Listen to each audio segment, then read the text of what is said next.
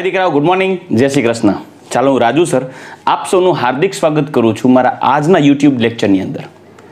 દીકરાઓ, લાસ્ટ લેક્ચરની અંદર આપણે આલ્કોહોલ સંયોજનમાં સી અને ઓ બંધ તૂટવાને કારણે થતી જુદી જુદી રાસાયણિક પ્રક્રિયાઓનો અભ્યાસ કરી રહ્યા હતા, જેની અંદર આપણે લાસ્ટ લેક્ચરની અંદર લ્યુકાસ પ્રક્રિયા પૂર્ણ કરી ગયા અને PBr3 સાથેની પ્રક્રિયા પૂર્ણ કરી ગયા। આજના લેક્ચરની અંદર આપણે આગળ વધશું નેક્સ્ટ રિએક્શન્સ નિર્જળીકરણ અને રિડક્શનની પ્રક્રિયાઓ।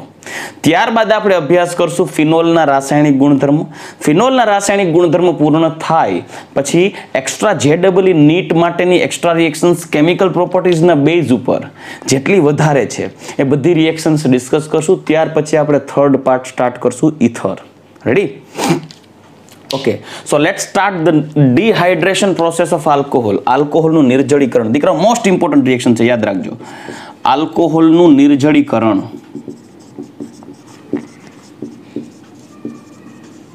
ડિહાઇડ્રેશન કાંઈ કરવાનું નથી, નિર્જળીકરણ કરવાનું છે, પાણી દૂર કરવું છે। જનરલી ડિહાઇડ્રેટિંગ એજન્ટ કોણ હોય તો કે નિર્જળીકરણ કારક હોય ને એ ઓલમોસ્ટ P2O5 ફોસ્ફરસ પેન્ટોક્સાઇડ કે Al2O3 એલ્યુમિના અથવા તો H2SO4 ડિહાઇડ્રેટિંગ એજન્ટ વાપરી શકો છો। પરંતુ આપણે આલ્કોહોલના નિર્જળીકરણ માટે NCERT ને જો ફોલો કરીએ તો અત્યારે NCERT પ્રમાણે નિર્જળીકરણ માટે આપણે યુઝ કરશું H2SO4 ની હાજરી, એટલે કે એસિડ કેટાલિસ્ટની હાજરી ઇમ્પોર્ટન્ટ છે।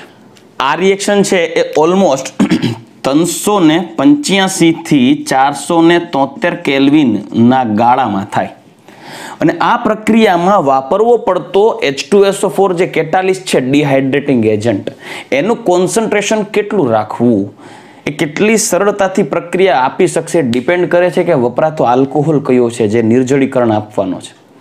જનરલી દીકરાઓ આલ્કોહોલના 3 ટાઈપ હોય અને નિર્જળીકરણની પ્રક્રિયા માટે આલ્કોહોલ નિર્જળીકરણ દ્વારા સરળતાથી નિર્જળીકરણ આપશે એટલું અહીંયા H2SO4 ની પ્રબળતા ઓછી રાખવી પડે। ચલો એનું એક્ઝામ્પલ આપણે તમને ખ્યાલ આવે। સપોઝ મારી પાસે એક પ્રાથમિક આલ્કોહોલ છે લાઈક CH3CH2OH, આ છે પ્રાથમિક આલ્કોહોલ ઇથેનોલ, બરાબર।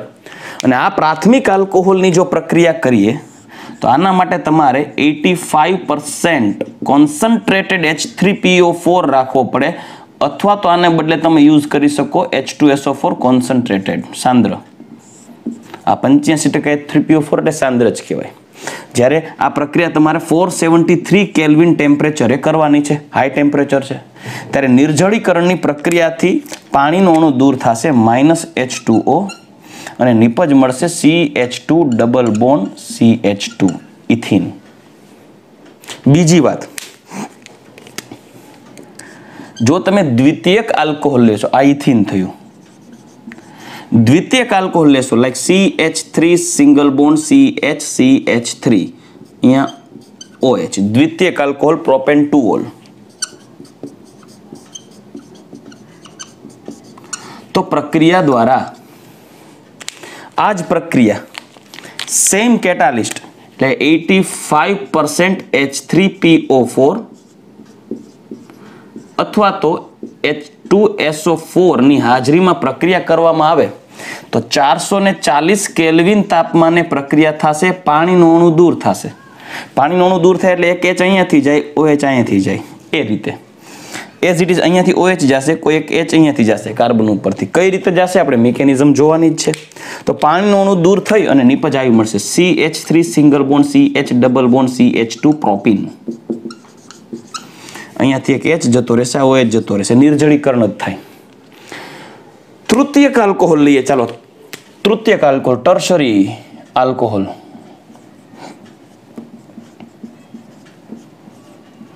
H, તૃતીયક બ્યુટાઇલ આલ્કોહોલ, સામાન્ય નામ છે, IUPAC નામ શું થશે દીકરાઓ? 2મિથાઇલ પ્રોપેન 2ઓલ। હવે એનું નિર્જળીકરણ કરવાનું હોય ને તો તૃતીયક આલ્કોહોલ સપોર્ટિવ છે, મતલબ કે સપોર્ટ કરશે ડિહાઇડ્રેશન પ્રોસેસની અંદર, જેમાં પ્રક્રિયા દરમિયાન માત્ર 20% H3PO4 અથવા તો ડાઇલ્યુટ H2SO4 નાખશો ને તો પણ એની હાજરીમાં પ્રક્રિયા થશે। પ્રક્રિયા માત્ર 385 કેલ્વિનમાં જ થઈ જશે અને H3PO4 પણ ડાયલ્યુટ રાખશો તો પણ સરળતાથી નિર્જળીકરણ પામી અને OH અને કોઈ જગ્યાએથી H જશે અને નિપજ મળશે CH3 સિંગલ બોન્ડ CH3. માનો કે અહીંયાથી CH એક H જાય છે તો આ ડબલ બોન્ડ રચાશે CH3 એટલે કે આને 1 અને 2 અને 3 નંબર આપીએ તો 2 મિથાઇલ પ્રોપીન અથવા તો આઇસોબ્યુટીન સામાન્ય નામ. આને આધારે આ ત્રણ પ્રક્રિયામાં તમે જોશો તો ખ્યાલ પડશે. પહેલી પ્રક્રિયામાં એક તો કોન્સન્ટ્રેટેડ H2SO4 કે H3PO4 ની હાજરીમાં પ્રક્રિયા કરો અને 473 કેલ્વિને કરો છો ત્યારે આલ્કીન બને. જ્યારે બીજી પ્રક્રિયામાં સેકન્ડરી આલ્કોહોલ છે એ સેકન્ડરી આલ્કોહોલ એટલે કે સેકન્ડરી આલ્કોહોલ વાપરો છો ત્યારે ભલે કેટાલિસ્ટ નું કોન્સન્ટ્રેશન સેમ રાખો છો પણ ટેમ્પરેચર ઓછું કર્યું તોય તમને પ્રોડક્ટ મળી ગઈ. જ્યારે ટર્શરી આલ્કોહોલમાં તો માત્ર 20% H3PO4 ની હાજરીમાં જ્યારે પ્રક્રિયા કરશો તો ડાયલ્યુટ H2SO4 વાપરશો અને 385 કેલ્વિન માત્ર ટેમ્પરેચર હશે તો પણ બ્યુટાઇલ આલ્કોહોલ જે ટર્શરી બ્યુટાઇલ આલ્કોહોલ છે ટર્શરી આલ્કોહોલ છે નિર્જળીકરણ પામી આલ્કીન આપશે. ઓકે, તો મુદ્દો એ છે દીકરાઓ, આ પ્રક્રિયામાં પ્રક્રિયા માટેની સરળતા નો જો ક્રમ જોઈએ તો આલ્કોહોલમાં માટે નિર્જળીકરણ ની સક્રિયતાનો ક્રમ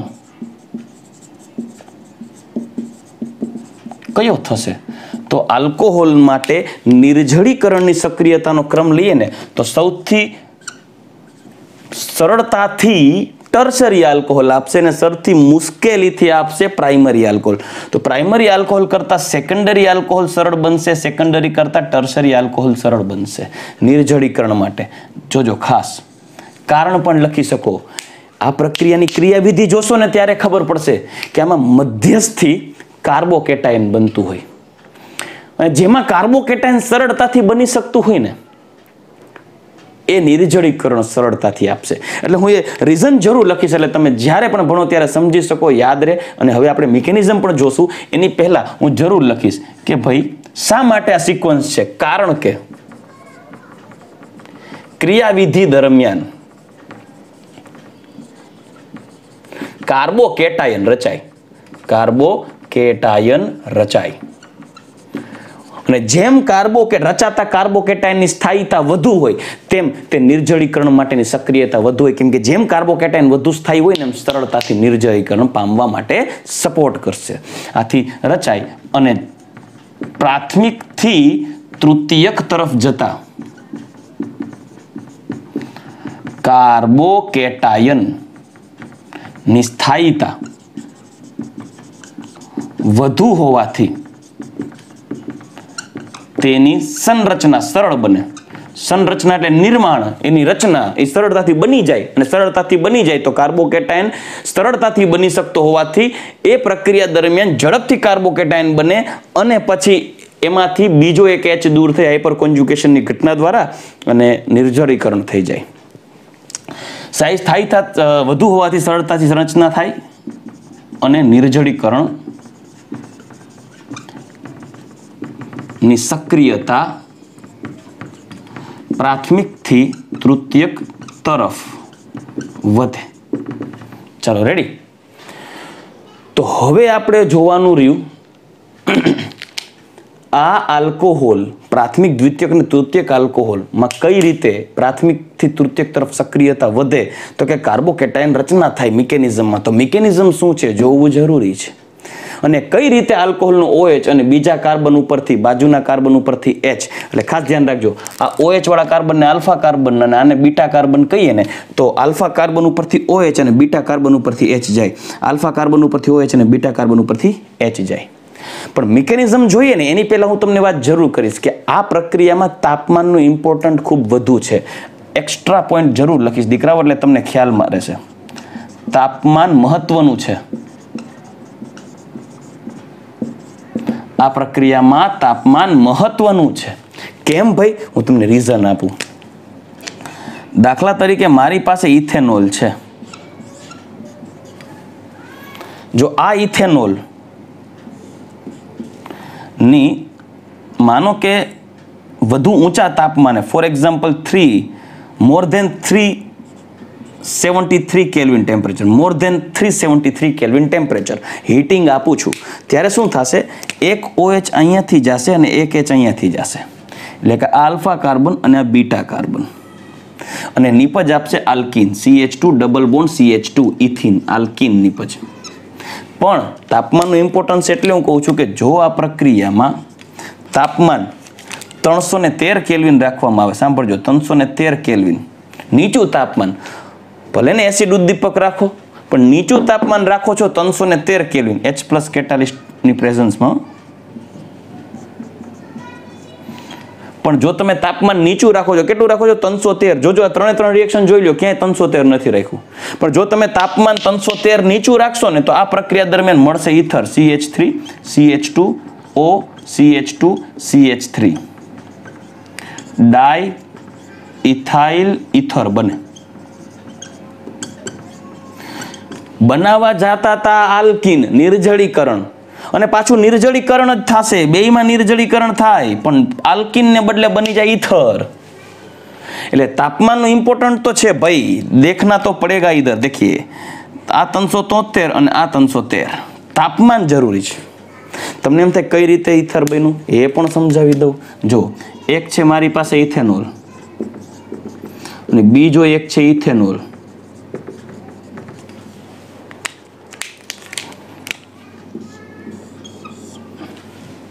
H2O રિલીઝ થઈ જશે એટલે આ અબંધકારક ઇલેક્ટ્રોન ઓક્સિજનનો હોય આ કાર્બન સાથે જોડાઈ જાય અને શું આપી દેશે? ઈથર. જુઓ, બરાબર. એટલે પરિણામે શું મળશે? CH3 CH2O CH2 CH3 plus H2O. નિર્જળીકરણ જ થયું દીકરાઓ, પ્રોસેસ તો એ જ થઈ. પ્રોડક્ટ જરૂરી થોડી છે નિર્જળીકરણથી આલ્કીન જ મળે, ઈથર પણ બની શકે. તાપમાન આધારિત છે. તાપમાન 313 મારી ગયા તો ઈથર, તાપમાન 373 કરતા વધુ છે તો alkene. Ether next topic, next point, ચેપ્ટરનો ત્રીજો પોઈન્ટ, ત્રીજો પાર્ટ ઈથર, એની બનાવટ માટે આ યુઝફુલ થશે દીકરાઓ. રાઈટ? તો ચાલો દીકરાઓ, હવે આપણે, આ તો એક્સ્ટ્રા પોઈન્ટ હતો, પણ હવે આપણે મિકેનિઝમ તરફ આગળ વધીએ. ચાલો દીકરા, હવે આપણે ક્રિયાવિધિ તરફ આગળ વધીએ, મિકેનિઝમ તરફ.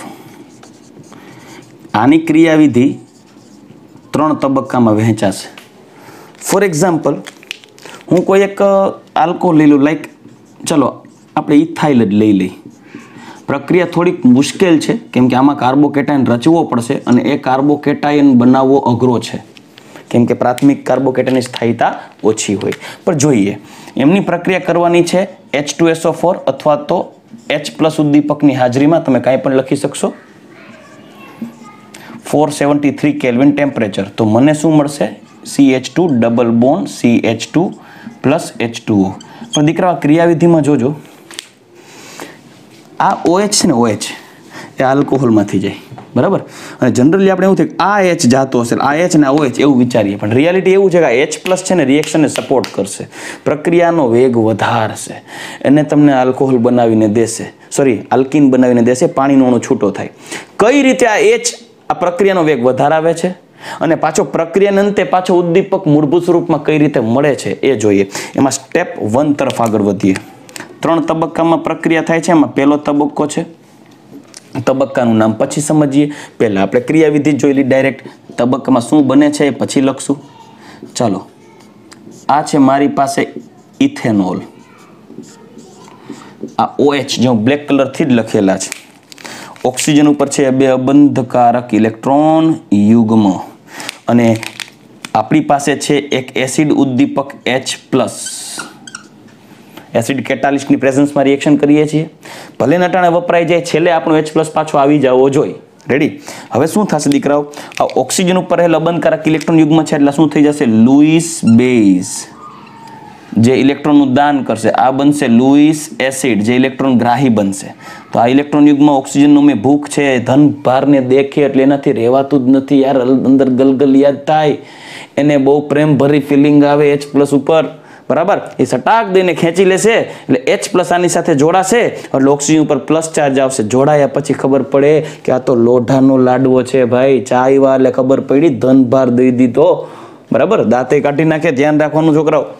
તો HCH H single bond CH OH. ચલો રેડી. આ H અહીંયા આવી ગયો. બે માંથી એક ઇલેક્ટ્રોન રખપદુડો થઈ અને આ ઇલેક્ટ્રોન તરફ ડોનેટ કરી દીધા. આના ઉપર કયો ચાર્જ આવ્યો? પોઝિટિવ ચાર્જ આવી ગયો. ભોગવે હવે મોટા ઉપાડે H+ ને ખેંચી લીધો, પણ ખરેખર દુનિયાનો ઉસૂલ છે એ પ્રમાણે એ ભોગવે તો એ પાછો હકણો થોડી રહેશે, બીજાને હેરાન કરશે. આ પહેલો તબક્કો પૂરો થઈ ગયો. પ્રોટોનેટેડ આલ્કોહોલ, પ્રોટોનિત અથવા તો પ્રોટોનેટેડ આલ્કોહોલ. પ્રોટોનેટેડ આલ્કોહોલ ઇંગ્લિશ શબ્દ છે, પ્રોટોનિત આલ્કોહોલ ગુજરાતી શબ્દ છે, અને આમ પણ કહેવાય ઇથાઇલ ઓક્ઝોનિયમ આયન.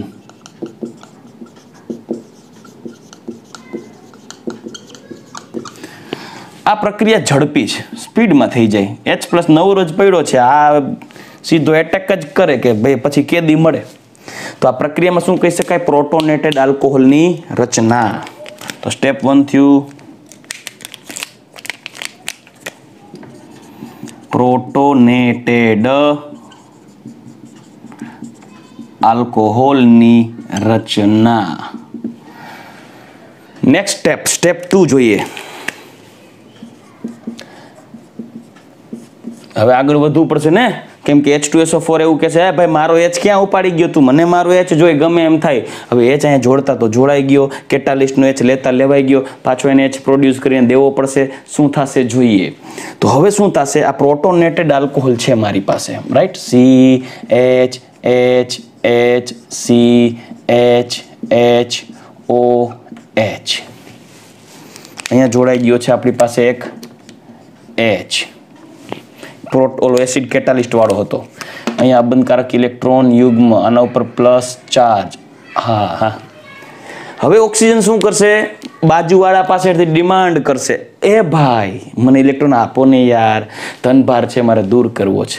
હાઇડ્રોજન કહેશે જો ભાઈ મોટા ઉપાડે હું હતો તોય બીજો H લીધો, એવું કરવાનું હે? હું છું તોય લઈ લેવાનું બીજું, મને પૂછ્યું નહીં ભલા માણસ, એવું કરવાનું? આવો દગો મારી પાસેથી ઇલેક્ટ્રોનની આશા ન રાખતો. આપણી પ્રેરક અસર 0, હાઇડ્રોજનની પ્રેરક અસર 0 છે. ઇલેક્ટ્રોન દાતાય નથી, ઇલેક્ટ્રોન ગ્રાહી નથી.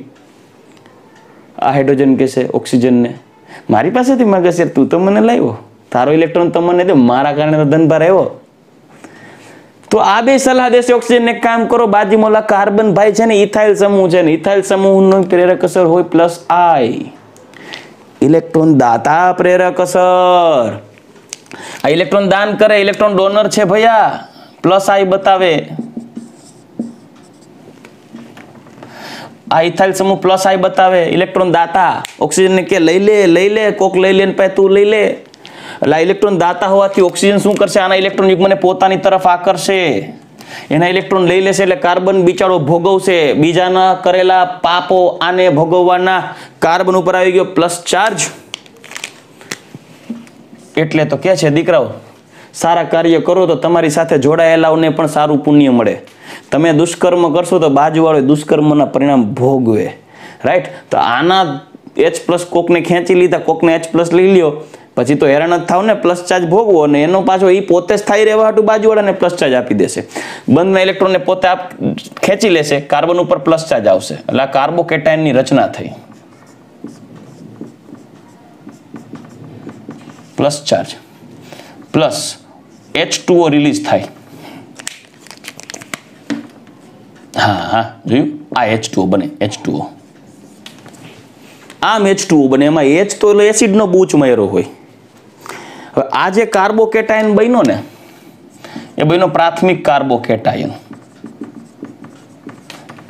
આ પ્રક્રિયા ધીમી હોય અને વેગ નિર્ણાયક હોય.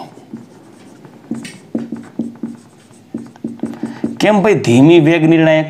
એનું કારણ છે કાર્બોકેટાયન જેટલો સ્થાયી એટલો ઝડપથી બને. કેમ કે બનીને તો સ્થાયી રહેવો જોઈએ ને. હવે આ સ્થાયી જ ન રહે તો બનવા માટે વિરોધ કરે, ભાઈ મને કોઈ કાર્બોકેટાયન બનાવતા નહીં, હું બનીને હખણો નહીં રહી શકું. એટલે જેટલો કાર્બોકેટાયન સ્થાયી એટલો સરળતાથી બને, જેટલો સરળતાથી બને એટલી આ પ્રોસેસ સરળતાથી આગળ વધે અને નિર્જળીકરણ કન્ટિન્યુ પૂરું આગળ થાય. આથી કહી શકાય કે કાર્બોકેટાયનની સક્રિયતાનો ક્રમ લઈએ ને, સક્રિયતા ક્રમ, સોરી આઈ એમ નોટ સક્રિયતા પણ સ્ટેબિલિટી ઓર્ડર, સ્થાયીતા ક્રમ. કાર્બોકેટાયનની સ્થાયીતાનો ક્રમ લઈએ ને તો પ્રાથમિક કરતા દ્વિતીયક અને દ્વિતીયક કરતા તૃતીયકની સ્થાયીતા વધારે હોય અને જેમ સ્થાયીતા વધતી જાય તેમ પ્રક્રિયામાં કાર્બોકેટાયનની રચના સરળ બને. એટલે આ મુશ્કેલીથી રચાય અને આ સરળતાથી રચાય. હવે આ સરળતાથી રચાઈ જતો હોય એટલે માનો કે આ તો ઇથાઇલ છે, પ્રાથમિક છે, પણ જો આ તૃતીયક હોત તો આ સરળતાથી રચાતો હોત તો અહીંયા ખોટું વધારે તાપમાન દબાણ ન આપતો પ્રેમથી તૃતીયક કાર્બોકેટાયન બની જાત.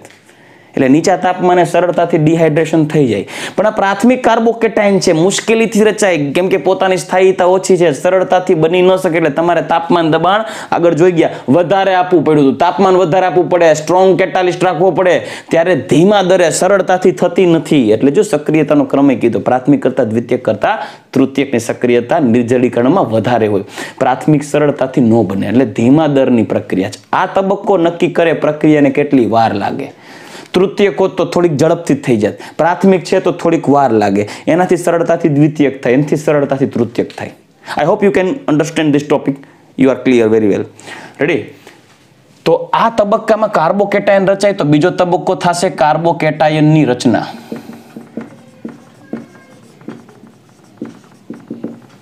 રેડી? તો હાલો હવે કાર્બોકેટાયન બની ગયું. હવે બન્યા પછી આ તો હાવ સ્થાયી ન રહી શકે, પોતે સ્થાયી થવા આગળ પ્રયત્ન કરશે. તો સ્ટેપ 3 તરફ આગળ વધીએ. સ્ટેપ 3 એવું કે છે કે જે આ કાર્બોકેટાયન છે આપણી પાસે,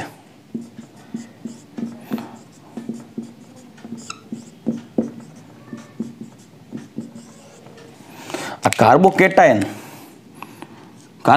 બન્યું એટલે સીધો H2SO4 ના કેટાલિસ્ટમાંથી જે H+ ખેંચી આવ્યા હતા તો HSO4- બચ્યું હોય એને સીધી રાડ નાખી, સ્ટેપ 3 નો કાર્બોકેટાયન. અમારા H+ ને બૂચ મારીને H2O બનાવો છો, મારો H દઈ દે ભાઈ પાછો. કાર્બોકેટાયન કે નિરાત રાખ, હું જ અસ્થાયી છું, હમણાં H કાઢી દઉં. તો અહીંયા છે ને હાઇપર કોન્જ્યુગેશનની ઘટના થશે, યાદ કરો. કેમ કે આ કાર્બન હોય sp2 હાઇબ્રિડ, આ હોય sp3 હાઇબ્રિડ, આને કહેવાય આલ્ફા કાર્બન. આલ્ફા કાર્બનના હાઇડ્રોજનને હાઇપર કોન્જ્યુગેશન દ્વારા રિલીઝ કરી અને આ H સિગ્મા બોન્ડને પોતાની તરફ આકર્ષે. રાઈટ? હાઇપર કોન્જ્યુગેશન યાદ કરો. રેડી? તો શું થશે? આ H રિલીઝ થઈ જશે એટલે એસિડ કેટાલિસ્ટ માટે H+ ને તો જવા દીધો, હાલો ભાઈ લઈ જાઓ તમારો H+. જ્યારે અહીંયા નવો બોન્ડ રચાશે બે કાર્બન વચ્ચે, આ થઈ ગયું ઇથીન, નિર્જળીકરણ. તો આમાં શું કહેશો? વિપ્રોટોનીકરણ એટલે કે ડીપ્રોટોનેશન દ્વારા આલ્કીનની રચના. આમાં કઈ મિકેનિઝમ પ્રક્રિયામાં ભાગ લે? બોલો? Hyper conjugation. રાઈટ? તો ચાલો દીકરાઓ, આ થઈ ગયું મિકેનિઝમ આલ્કોહોલના નિર્જળીકરણ માટે.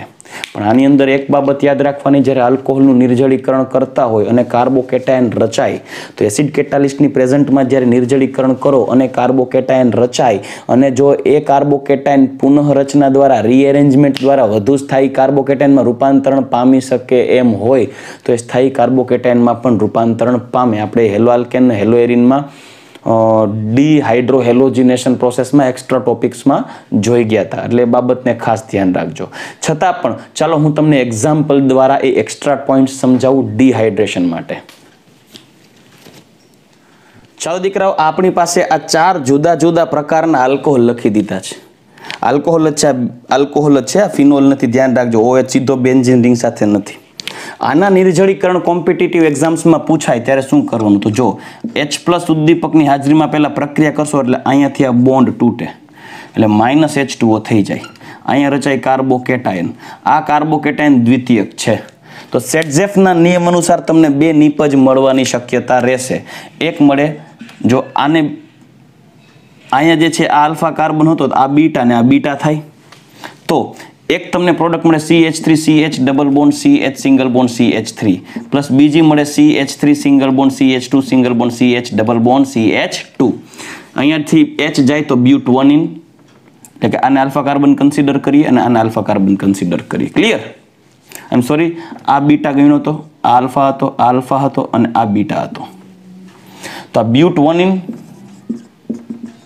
જે અલ્પ પ્રમાણમાં મળે, બ્યુટ 2 ઇન જે મેક્સિમમ મળે. એ આપણે ઓલા સેટજેફના રૂલને ફોલો કરીએ, આ વધુ આ ઓછું મળે. અને બીજી વાત, તમે હાઇપર કોન્જ્યુગેટ જુઓ ને તો આના હાઇપર કોન્જ્યુગેટ્સ આને આલ્ફા કહી શકીએ ને. હવે ડબલ બોન્ડની આજુબાજુવાળા ધ્યાનમાં લઈએ ને આલ્ફા બીટા કાઢી નાખીએ તો આ આલ્ફા થાય, આ sp2 તો આમાં હાઇપર કોન્જ્યુગેટ કેટલા થાય? 6, 3 આ ને 3 આ દ્વિબંધની બાજુના sp3 સંકૃત કાર્બન સાથે જોડાયેલા હાઇડ્રોજન ને હાઇપર કોન્જ્યુગેટ્સ કહેવાય. જેટલા હાઇપર કોન્જ્યુગેટ્સ આલ્કીનમાં વધારે એટલો આલ્કીન વધુ સ્થાયી, એટલો આલ્કીન વધુ મળે.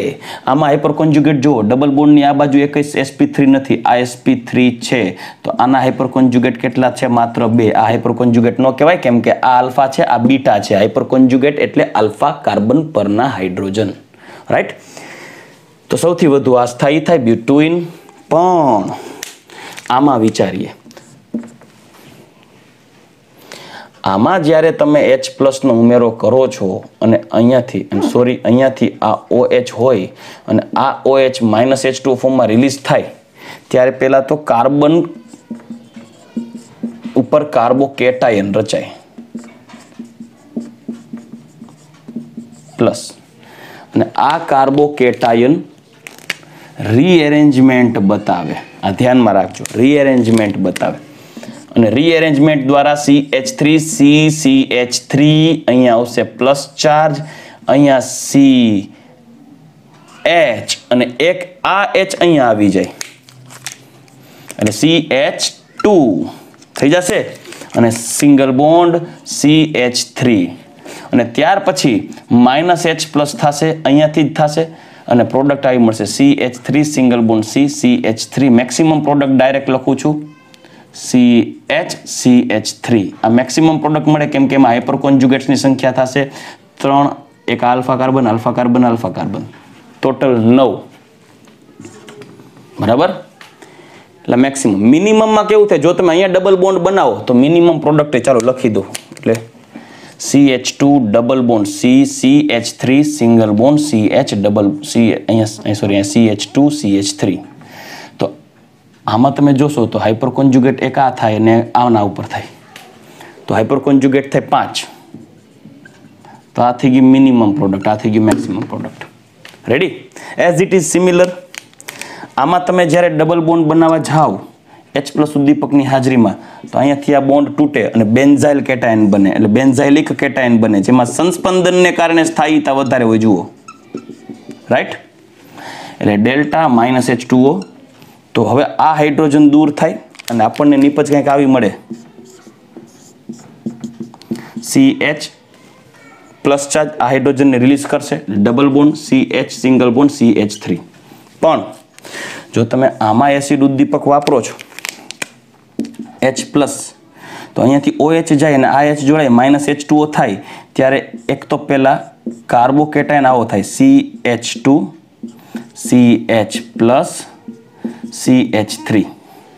પછી અહીંયાથી દ્વિતીયક કાર્બોકેટાયન કરતા બેન્ઝાઇલ કાર્બોકેટાયન વધુ સ્થાયી એટલે રીએરેન્જમેન્ટ થાય અને રીએરેન્જમેન્ટ દ્વારા વધુ સ્થાયી કાર્બોકેટાયન નિર્માણ પામશે. કંઈક આવું થશે CH+ single bond CH2 CH3 અને પછી -H+ થઈ અને સ્થાયી પ્રોડક્ટ બનાવશે, આવી બનાવશે CH double bond CH single bond CH3.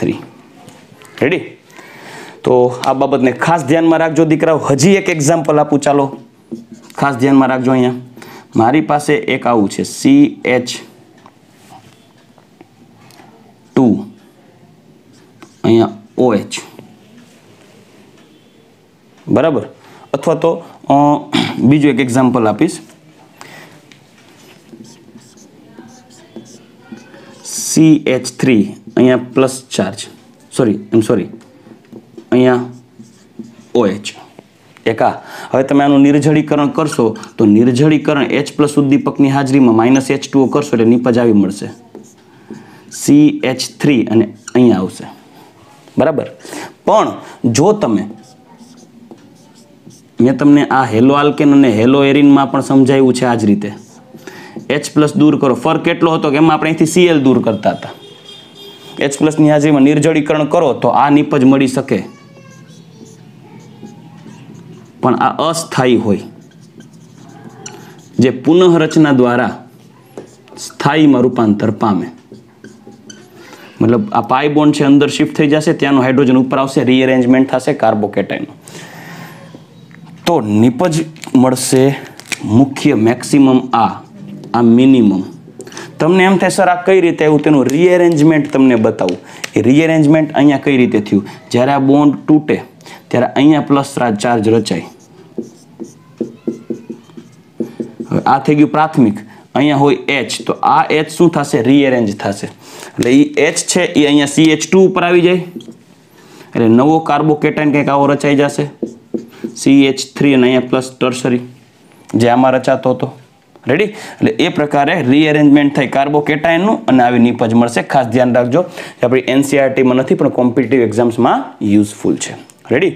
તો ચાલો આ થઈ ગયું આલ્કોહોલનું નિર્જળીકરણની પ્રક્રિયા. આવી બધી રિએક્શન્સ હજી હું JEE ના લેક્ચરમાં, JEE નીટના લેક્ચરમાં એક્સ્ટ્રા રાખીશ જ તે. હવે આપણે એક નાનકડી રિએક્શન જોઈ લઈ, અને એ છે આલ્કોહોલનું રિડક્શન. ચાલો દીકરા, હવે આપણે આલ્કોહોલના રિડક્શન માટે વાત કરીએ, અને દાખલા તરીકે હું મિથેનોલ લઉં, CH3OH. તો એની રિડક્શન કરવાની છે લાલ ફોસ્ફરસની હાજરીમાં હાઇડ્રોજન આયોડાઇડ સાથે. તો હાઇડ્રોજન આયોડાઇડ સાથેની પ્રક્રિયા કરશો ત્યારે ખરેખર કઈ રીતે પ્રક્રિયા થશે જુઓ. એક HI વપરાશે, બીજો એક HI વપરાશે. એક H છે CH4 માં રૂપાંતરણ કરશે મિથાઇલ સમૂહને પ્લસમાં. આ બે I2 રિલીઝ થશે, I2 પ્લસ આ OH સાથે જોડાય અને બનાવશે H2O. આ રિડક્શન થઈ ગયું. એમાં OH બોન્ડ તૂટ્યો ને એક રીતે વિચારો, બરાબર, મિથેન બને. પરંતુ જો તમે ઇથેનોલ લ્યો છો CH3CH2OH અને લાલ ફોસ્ફરસની હાજરીમાં હાઇડ્રોજન આયોડાઇડ સાથે પ્રક્રિયા કરાવશો, એટલે 2 મોલ હાઇડ્રોજન આયોડાઇડ પ્રક્રિયામાં ભાગ લેશે. તો રિડક્શનથી આ બોન્ડ તૂટશે, અહીંયા એક H આવી જશે, આને એક H મળી જશે, અને 2 I છૂટા પડશે આયોડિન સ્વરૂપે. તો નિપજ મળશે CH3CH3 plus I2 plus H2O. આવું થવાનું કારણ પણ કાર્બોકેટાઇનની રચના છે. આ ઇથાઇલ અને મિથાઇલનો કાર્બોકેટાઇન્સ બનાવવો શક્ય નથી, એટલે હાઇડ્રોજન આયોડાઇડ સાથે લાલ ફોસ્ફરસની હાજરીમાં જ્યારે પ્રક્રિયા કરવામાં આવે ને ત્યારે રિડક્શન આપે. આ પ્રક્રિયાની મર્યાદા ખાસ ધ્યાન રાખવાની. આ રિડક્શન પ્રક્રિયા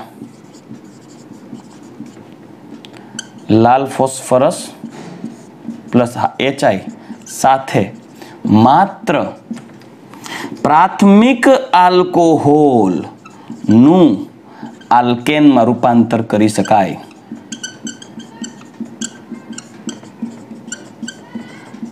આ ધ્યાનમાં રાખજો, ટેક્સ્ટબુકમાં આ રિએક્શનમાં ડિટેલમાં લખેલું નથી. જો દ્વિતીયક કે તૃતીયક આલ્કોહોલ ની HI સાથે પ્રક્રિયા કરાવવામાં આવે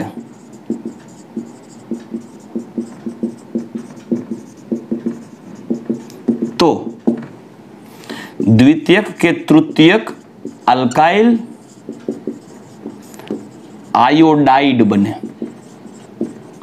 એટલે કે જો તમે માનો કે આવું કરો છો CH3CCH3CH3OH, તૃતીયક આલ્કોહોલ વાપરો, તૃતીયક બ્યુટાઇલ આલ્કોહોલ, એની પ્રક્રિયા હાઇડ્રોજન આયોડાઇડ સાથે કરો, ભલે ને લાલ ફોસ્ફરસ રાખો, પણ આનો ટર્શરી કાર્બોકેટાઇન તો સ્થાયી છે, એટલે એમાં વિસ્થાપન મળશે, અને વિસ્થાપન દ્વારા અહીંયાથી આ OH અને આ H દૂર થશે, અને માઇનસ એટલે કે અહીંયા બનશે -H2O, અને નિપજ આવી મળશે CH3 single bond C, CH3 અને અહીંયા મળશે I, ટર્શરી આયોડાઇડ બને. તૃતીયક આલ્કોહોલમાંથી બને તૃતીયક આલ્કાઇલ આયોડાઇડ.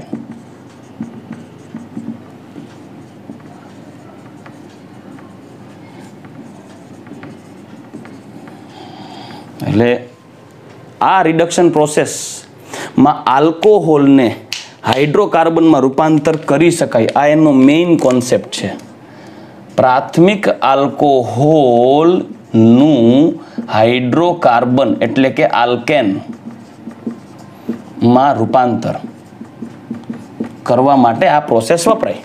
પણ દ્વિતીયક કે તૃતીયક માટે આ પ્રક્રિયા કરવા ગયા તો હાઇડ્રોકાર્બન જશે કૂવામાં અને મળી જશે આલ્કાઇલ હેલાઇડ, પછી દ્વિતીયક કે તૃતીયક. કેમ કે એમાં કાર્બોકેટાયન સ્થાયી હોવાથી એ વિસ્થાપન પ્રક્રિયા સરળતાથી આપી દેશે SN1 ટાઈપની. એટલે આ બાબતને ખાસ ધ્યાનમાં રાખશું. આ પણ રિડક્શન પ્રોસેસ ઇમ્પોર્ટન્ટ જ છે દીકરાઓ.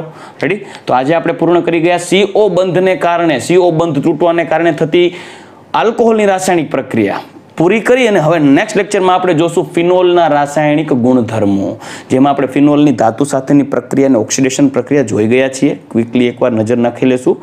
અને ત્યાર પછી એની એસાઇલેશન, એની એસ્ટરીકરણ પ્રક્રિયા, એની ત્યાર બધી વધારાની જે મોસ્ટ ઇમ્પોર્ટન્ટ રિએક્શન છે like Reimer Tiemann process, Fries rearrangement, Kolbe Schmitt reaction. કોઈ એક્ઝામ એવી કોરી નથી ગઈ કે જેની અંદર આ ત્રણમાંથી એક રિએક્શન આવી ન હોય. રાઈટ? તો ચાલો નેક્સ્ટ લેક્ચરની અંદર એ બધી રિએક્શન્સ તરફ આગળ વધશું. ત્યાં સુધી રજા લઈશ. Good bye, take care and જય શ્રી કૃષ્ણ.